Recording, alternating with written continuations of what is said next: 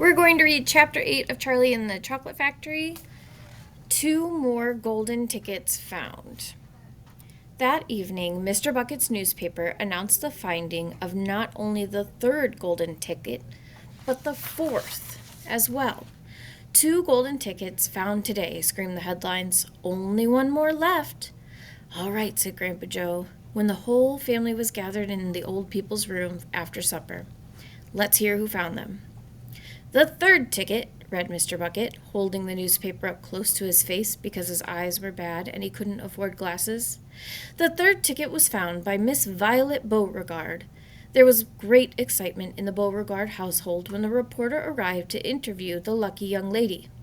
Cameras were clicking and flashbulbs were flashing and people were pushing and jostling and trying to get a bit closer to the famous girl. And the famous girl was standing on a chair in the living room, waving the golden ticket madly at arm's length, as though she were flagging a taxi.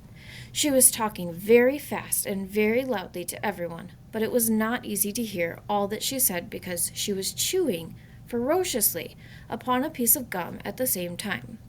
I'm a gum chewer normally, she shouted, but when I heard about these ticket things of Mr. Wonka's, I laid off the gum and switched to candy bars in hope of striking lucky. Now, of course, I'm right back on gum. I just adore gum. I can't do without it. I munch it all day long, except for a few minutes at mealtime, when I take it out and stick it behind my ear for safekeeping.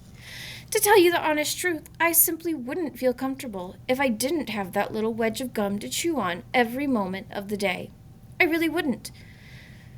My mother says it's not ladylike, and it looks ugly to see a girl's jaw going up and down like mine do all the time, but I don't agree. And who's she to criticize anyway? Because if you ask me, I'd say that her jaws are going up and down almost as much as mine are, just from yelling at me every minute of the day. Now, Violet, Mrs. Beauregard said from the far corner of the room, where she was standing on the piano to avoid being trampled by the mob.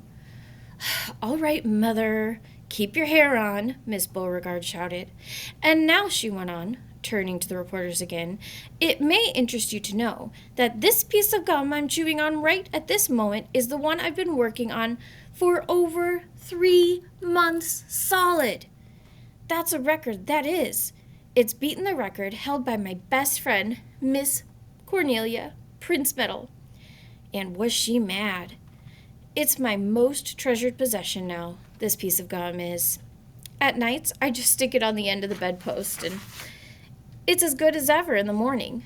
A bit hard at first, maybe, but as soon as it softens up again, it soon softens up again after I've given it a few good chews.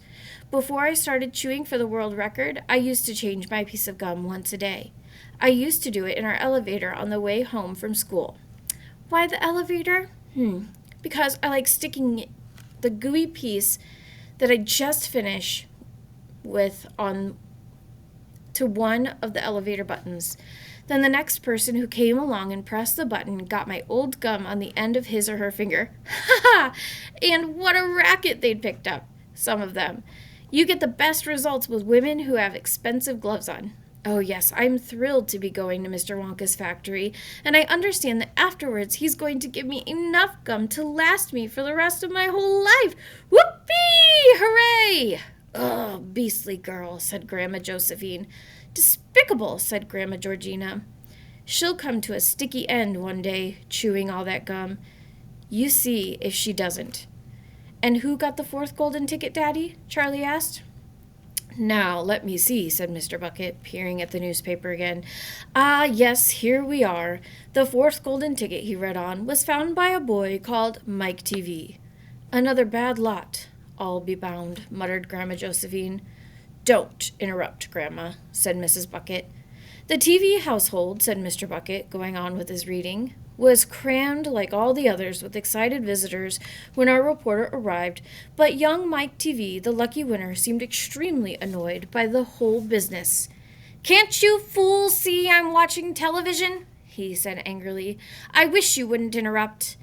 The 9-year-old boy was seated before an enormous television set with his eyes glued to the screen, and he was watching a film in in which one bunch of gangsters was shooting up another bunch of gangsters with machine guns. Mike TV himself had no less than 18 toy pistols of various sizes hanging from belts around his body, and every now and again he would leap up into the air and fire off half a dozen rounds from one or another of these weapons. "Quiet!" he shouted when someone tried to ask him a question. "Didn't I tell you not to interrupt? This show's an absolute whiz-banger. It's terrific. I watch it every day. I watch all of them every day, even the crummy ones, where there's no shooting. I like gangsters the best. They're terrific, those gangsters, especially when they start pumping each other full of lead or flashing the old stilettos or giving each other the 1, 2, 3 with their knuckle dusters. Oh boy, what wouldn't I give to be doing that myself? It's the life, I tell you. It's terrific." "That's quite enough," snapped Grandma Josephine. "I can't bear to listen to it." "Nor me," said Grandma Georgina. "Do all children behave like this nowadays? Like these brats we've been hearing about?" "Of course not," said Mr. Bucket, smiling at the old lady in the bed. "Some do, of course. In fact, quite a lot of them do, but not all." "And now there's only one ticket left," said Grandpa George. "Quite so," sniffed Grandma Georgina. "And just as sure as I'll be having cabbage soup for supper tomorrow, that ticket'll go to some nasty little beast who doesn't deserve it." Chapter 9. Grandpa Joe Takes a Gamble. The next day, when Charlie came home from school and went in to see his grandparents, he found that only Grandpa Joe was awake. The other three were all snoring loudly. "Shh," whispered Grandpa Joe, and he beckoned Charlie to come closer. Charlie tiptoed over and stood beside the bed. The old man gave Charlie a sly grin, and then he started rummaging under his pillow with one hand, and when the hand came out again, there was an ancient leather purse clutched in his fingers. Under the cover of his bedclothes, the old man opened the purse and tipped it upside down. Out fell a single silver 10-cent piece. "It's my secret hoard," he whispered. "The others don't know I've got it. And now you and I are going to have one more fling at finding that last ticket. How about it, eh? But you'll have to help me." "Are you sure you want to spend your money on that, Grandpa?" Charlie whispered. "Of course I'm sure," spluttered the old man excitedly. "Don't stand there arguing. I'm just as crazy as you are to find that ticket.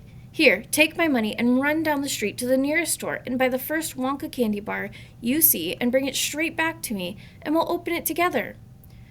Charlie took the little silver coin and slipped quickly out of the room. In 5 minutes he was back. "Have you got it?" whispered Grandpa Joe, his eyes shining with excitement. Charlie nodded and held out the bar of candy. "Wonka's Nutty Crunch Surprise," it said on the wrapper. "Good," the old man whispered, sitting up in bed and rubbing his hands. "Now, come over here and sit close to me and we'll open it together. Are you ready?" "Yes," Charlie said, "I'm ready." "All right. You tear off the first bit." "No," Charlie said. "You paid for it. You do it all." The old man's fingers were trembling most terribly as they fumbled with the candy bar. "We don't have a hope, really," he whispered, giggling a little bit. "You do know we don't have a hope, don't you?" "Yes," Charlie said, "I know that." They looked at each other and both started giggling nervously. "Mind you," said Grandpa Joe, "there is just that tiny chance that it might be the one. Don't you agree?"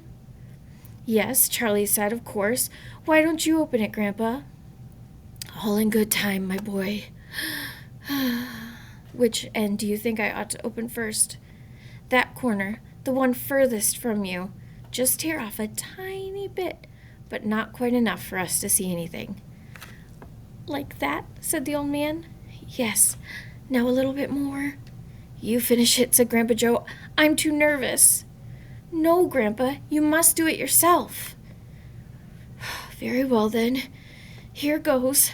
He tore off the wrapper. They both stared at what lay underneath. It was a bar of candy, nothing more. All at once they both saw the funny side of the whole thing, and they burst into pearls of laughter. "What the heck's going on?" cried Grandma Josephine, waking up suddenly. "Nothing," said Grandpa Joe. "You go on back to sleep."